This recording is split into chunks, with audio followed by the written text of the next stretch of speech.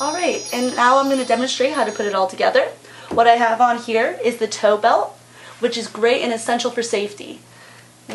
I'm going to put it all together now and show you how it's done. Alright, wait for the click. One more click. Alright, and now you have a 60-foot hose ready to go. Also, it comes with this tow belt, which is great and essential for safety.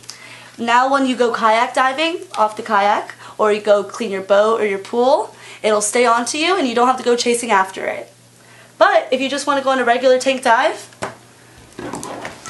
just disassemble. One click.